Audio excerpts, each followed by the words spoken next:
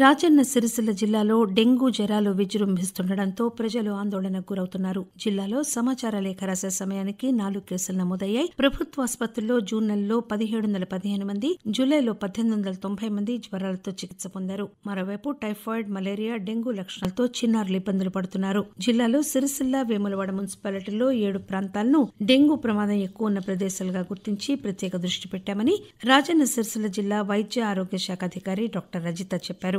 జిల్లాలో ఈ ఆర్థిక సంవత్సరం 2025-26లో ఆయిల్ పామ్ సాగు పెంచేలాగా అన్ని చర్యలు తీసుకుంటున్నామని జిల్లా ఉద్యానవన శాఖ అధికారి లత తెలియజేశారు.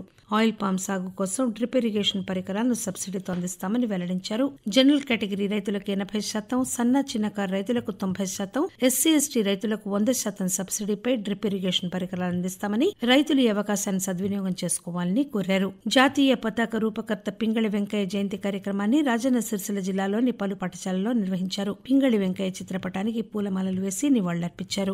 జిల్లాలో ఆపరేషన్ ముస్కాన్ విజయవంతమైందని జిల్లా పోలీస్ సూపరింటెండెంట్ మహేష్ బి గీతే చెప్పారు. జిల్లాలో 97 మంది బాల కార్మికులను గుర్తించామన్నారు. వీరిని బాలల సంరక్షణ సమితి ఎదుట హాజరుపరిచి తల్లిదండ్రుల కౌన్సిలింగ్ నిర్వహించి అప్పగించామని వెల్లడించారు. 18 ఏళ్లలోపు వయసు కలిగిన వారిని పనిలో పెట్టుకున్న వారిపై 14 కేసులు నమోదు చేశామని చెప్పారు. ఆపరేషన్ ముస్కాన్ విజయవంతం చేయడానికి కృషి చేసిన అన్ని శాఖల అధికారులను, సిబ్బందిని ఎస్పీ అభినందించారు. తల్లిదండ్రులు లేని చిన్నారులకు అవసరమైన అన్ని సదుపాయాలు కల్పించాలని జిల్లా కలెక్టర్ సందీప్ కుమార్ ఝా ఆదేశించారు. సిరిసిల్ల పట్టణంలో కేంద్ర ప్రభుత్వ అనాథ పిల్లల కోసం ప్రవేశపెట్టిన మిషన్ వాత్సల్య పథకంపై అవగాహన కార్యక్రమం నిర్వహించారు. ఇందులో భాగంగా అనాథ చిన్నారులకు స్పాన్సర్షిప్ ఇచ్చారు. 32 మంది లబ్దిదారులకు కలెక్టర్ ధ్రువపత్రాలు అందజేశారు. స్థలం ఉన్న వారికి ఇందిరమ్మ ఇళ్లు, రేషన్ కార్డులు, ఆరోగ్యశ్రీ కార్డులు, అవసరమైన వారికి హాస్టల్ సౌకర్యం కల్పించాలని జిల్లా సంక్షేమాధికారి లక్ష్మీరాజంకు సూచించారు.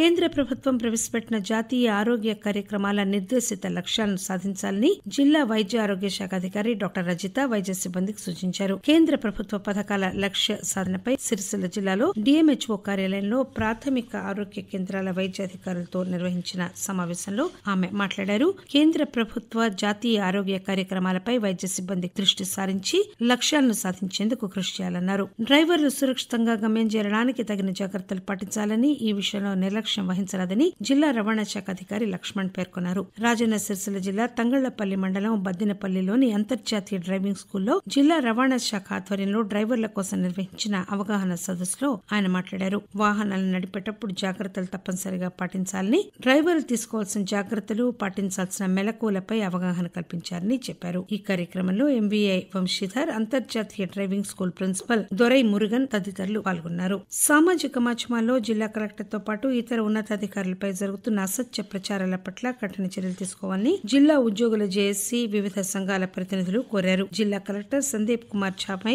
సామాజిక మాధ్యమంలో జరుగుతున్న అసత్య ప్రచారాలను జిల్లా ఉద్యోగుల జేఏసీ, టీఎన్జీఓ, టీజీఓ, రెవెన్యూ సంఘాల నాయకులు ఖండించారు. తల్లిదండ్రులను బాగోగులు చూసుకోవాల్సిన బాధ్యత వారి సంతానంపై ఉందని సిరిసిల్ల ఆర్డీఓ వెంకటేశ్వర్లు అన్నారు. వయోవృద్ధుల సంక్షేమ చట్టం 2007 ప్రకారం తల్లిదండ్రుల సంరక్షణలో నిర్లక్ష్యంగా ఉంటే చట్టరీత్యా చర్యలు తీసుకుంటామని హెచ్చరించారు. ఇన్పుట్ డీలర్ల డిప్లొమా కోర్సు పూర్తి చేసుకున్న అభ్యర్థులు, రైతులకు ఉత్తమ సేవలు అందించాలని జిల్లా కలెక్టర్ సందీప్ కుమార్ ఝా సూచించారు. Diploma in agriculture extension service for input డీలర్ల కోర్సు పూర్తి చేసుకున్న 40 మంది అభ్యర్థులకు ధ్రువపత్రాలు పంపిణీ చేసి అభినందించారు. ఈ కార్యక్రమంలో జిల్లా వ్యవసాయ శాఖ అధికారి అఫ్జల్ బేగం తదితరులు పాల్గొన్నారు. జిల్లాలోని గంభీరావుపేట మండలం నర్మాల గ్రామం వద్ద గల ఎగువ మానేరు జలకళ సంతరించుకుంది. ఎగువన కురుస్తున్న వర్షాలతో జలాశయంలోకి భారీగా నీరు చేరుతోంది. ప్రస్తుతం జలాశయంలో నీటి మట్టం 23 అడుగులకు చేరిందని నీటిపారుదల శాఖ అధికారులు చెప్పారు. నర్మాల ప్రాజెక్టును చూడడానికి సందర్శకులు భారీగా తరలి వస్తున్నారు. ఇటీవల కురిసిన వర్షాలతో సిరిసిల్ల జిల్లా ఇల్లంతకుంట మండలం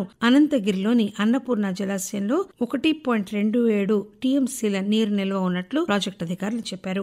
మాజీ రాజ్యసభ సభ్యులు, ప్రముఖ కవి, రచయిత, దివంగత డాక్టర్ సి నారాయణ రెడ్డి 94వ జయంతి వేడుకలను రాజన్న సిరిసిల్ల జిల్లా వ్యాప్తంగా ఘనంగా నిర్వహించారు. సిరిసిల్ల, వేములవాడ పట్టణాలతో పాటు సి నారాయణ రెడ్డి స్వగ్రామమైన హనుమాజీపేట గ్రామంలో ప్రత్యేక కార్యక్రమాలు నిర్వహించారు.